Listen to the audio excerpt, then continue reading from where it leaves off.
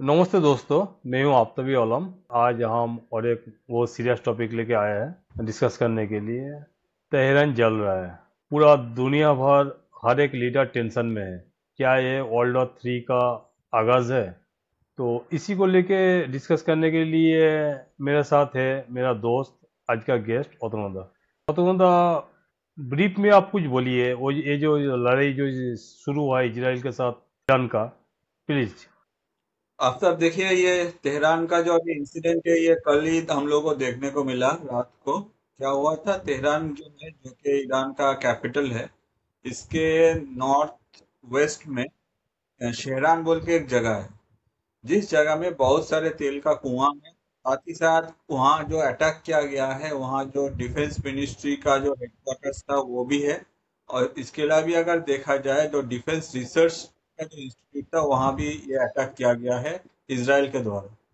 अब इसराइल का क्या है, इसराइल का बहुत ही अच्छा फंडा है। इसराइल अटैक करने से पहले थोड़ा सा वर्कआउट कर लेते हैं। क्या किया है, उन लोगों का जो रैडर्स थे, उन लोगों का जो भी एयर डिफेंस सिस्टम है, उन लोग अपने तरफ से उसको कम्प्लीटली हैंग कर दिया, जिसके वजह से वो लोग ये मतलब डिटेक्ट ही नहीं कर पाया कि इसराइल अटैक करने वाला है।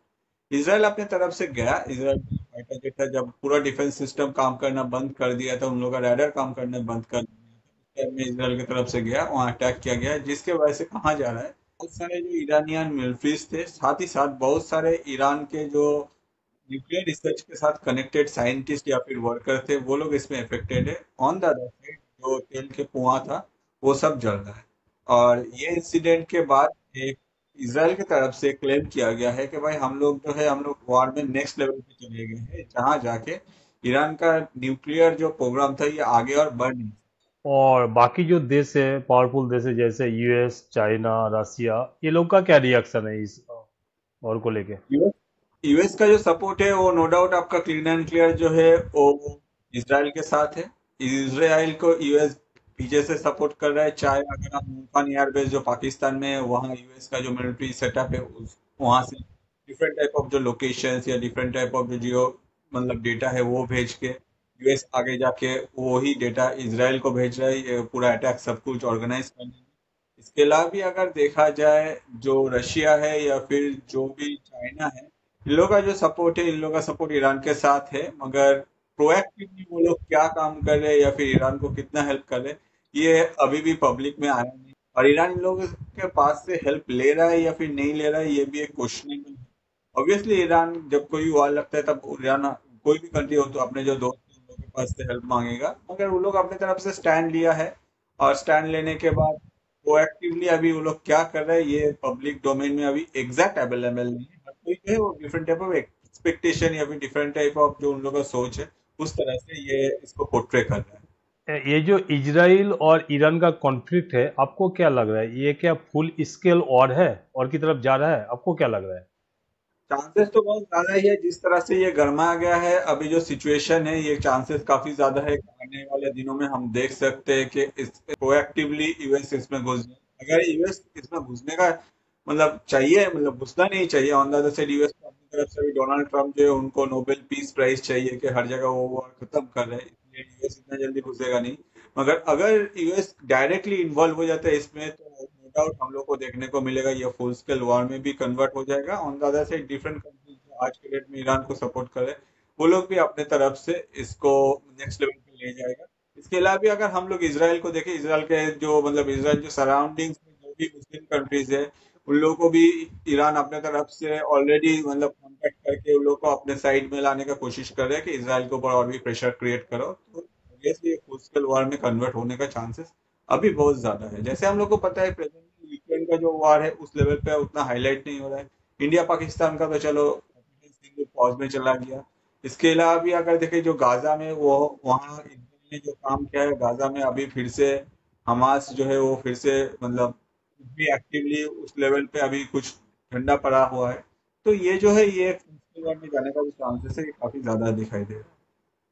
अभी जो अटैक हो रहा है इजराइल का तरफ से, तो इसमें जो सिविलियंस है, इराक का ईरान का सिविलियंस, उन लोग का क्या डेथ हो रहा है, ऐसा कोई खबर है ये आपके पास? ये जो क्वेश्चन आपने पूछा, ये काफी एक इम्पोर्टेंट क्वेश्चन है। मैं आपको बता दूं, आप तक कि हमेशा अगर आप इसराइल को देखोगे, तो इसराइल का एक मतलब स्टैंड रहा है कि जो उन लोगों के कंट्री के अगेंस्ट में है या फिर इसराइल जो कह रहे हैं उसके अगेंस्ट में, उसी को सिर्फ अटैक करो। इसराइल हमेशा पिन पॉइंट अटैक में स्पेशलिस्ट है, जिसमें पर्टिकुलर जो लीडर है जो इसराइल के खिलाफ है, या फिर पर्टिकुलर जो, चाहे इस केस में हम लोग न्यूक्लियर साइंटिस्ट है, उन लोगों को अटैक करते हैं। इसराइल कभी भी अपने तरफ से कोई भी जो कंट्री के सिटीजन है उन लोगों के ऊपर अटैक भी नहीं करते, और उन लोग अपना ये सोच भी नहीं है कि कंट्री के सिटीजन के ऊपर अटैक करो। उन लोग का हमेशा सोच रहता है कि कौन ये जो प्रॉब्लम है इसके लिए रिस्पॉन्सिबल है, उसके ऊपर अटैक करे। तो इस बार क्या हुआ था, इस बार नहीं एग्जैक्टली, बहुत पहले से इसराइल ने क्लीन एंड क्लियर इसको बोल दिया था कि ईरान को कि भाई आप लोग ये जो न्यूक्लियर प्रोग्राम ड्रॉप कर दो, ये डेवलपमेंट बंद कर दो, क्योंकि आगे जाके इससे इसराइल का जो एग्जिस्टेंस है उसको फर्क पड़ता है। मगर ईरान जो है, ईरान अपने तरफ से ये कोशिश किए ही जा रहा था, किए जा रहा था। यूएस के तरफ से भी टाइम दिया गया था ईरान को कि आप लोग का जो न्यूक्लियर जो भी है प्रोग्राम है ये सब बंद करो। तो ये सब जब ईरान को इतना बार बोला गया, ईरान जब चुप नहीं रहा, at that point of time Israel अपने तरफ से नेक्स्ट लेवल पे लाया, अभी ये एस्केलेट किया है और ये सब कुछ हो रहा है। On the other side Israel कभी भी जो ईरान के सिटीजन से उन लोग को टारगेट नहीं करता है। हाँ, टारगेट किसको करता है, जो भी ईरान भी है या फिर जो भी ऑयल उन लोगों का जो स्टोरेज है, या फिर अभी जो न्यूक्लियर जो साइट्स है, ये सबको टारगेट किया जा रहा है। तो ये एक डिफरेंस है। अगर आप लोग देखोगे तो यूक्रेन के ऊपर डिफरेंट टाइम में जो अटैक हुआ है, उसमें हम लोग कह सकते हैं कि रशिया के तरफ से डिफरेंट टाइम में बोला गया था कि भाई हम लोग अभी ये यूक्रेन के ऊपर अटैक करें, इसलिए उन लोगों को अपने तरफ से टाइम भी दिया गया था कि भाई जो भी सिटीजन है वहाँ कंट्री छोड़ के भागो। तो ये जो है, ये अगर कोई भी कंट्री को ले देख लीजिए, जिसके पास पावर है, जिसके पास जो प्रॉपर वे से कोई भी वॉर में जाना चाहता है, at that point of time लोग कभी भी सिटीजन को टारगेट नहीं करते। On the other side country like Iran हो, कंट्री लाइक पाकिस्तान हो, या फिर इसराइल के जो भी दुश्मन है, ये लोग हमेशा क्या करते हैं, हमेशा अपना कंट्री के कोई भी सिटीजन हो उन लोगों को टारगेट किया जाता है। जैसे हम लोग को इस बार ऑपरेशन सिंदूर में भी पहले देखने को मिला, जो भी टेररिस्ट थे वो लोग क्या किया था।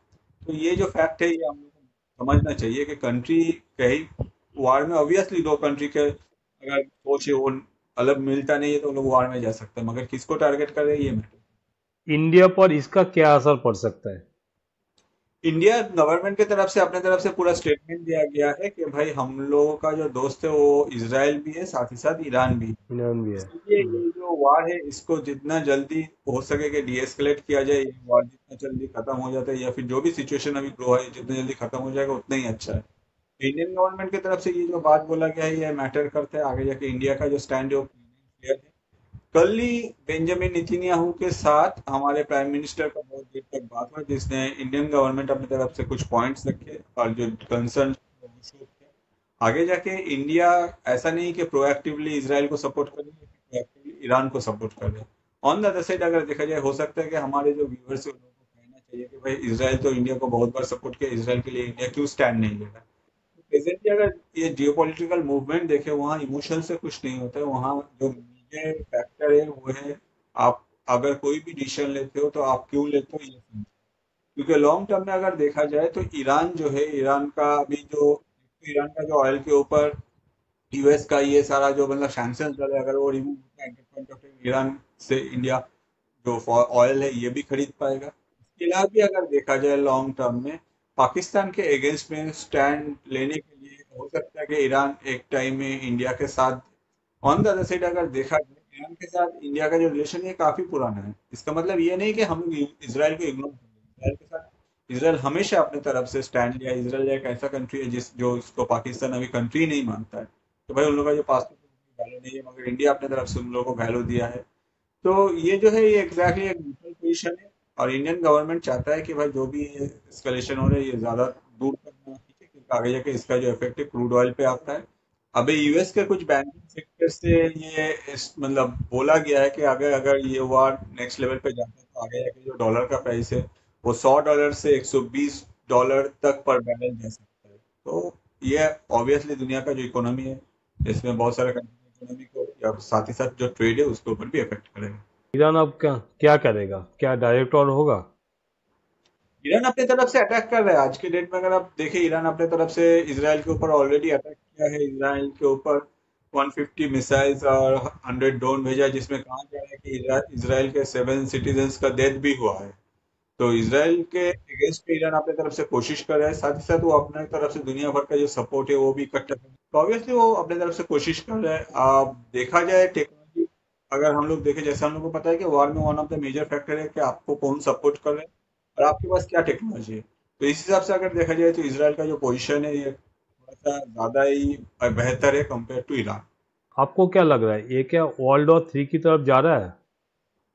वर्ल्ड वॉर 3 चांसेस काफी कम है वर्ल्ड वॉर 3 का, कि ऐसा ये जो शुरू है ये वर्ल्ड वॉर 3 की तरफ जाएगा।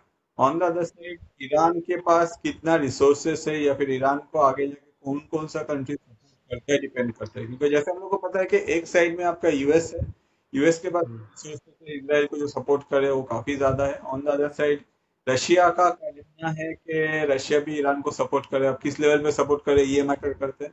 अगर ईरान के पास एक ऐसा सपोर्ट है जो कि एक्टिवली यूएस के अगेंस्ट में खड़ा हो, चाहे वो चाइना हो चाहे वो रशिया हो, एक्टिवली अगर खड़ा हो जाता है तो ये नेक्स्ट लेवल पे एक्सकलेट कर सकते हैं या फिर वर्ल्ड वॉर 3 के तरफ कनेक्ट हो सकता है।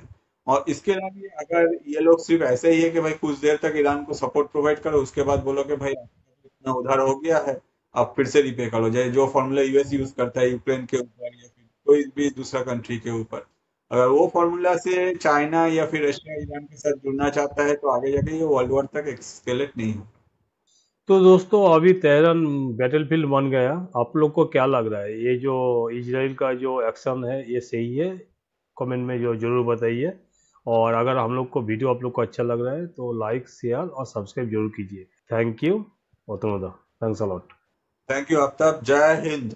जय हिंद।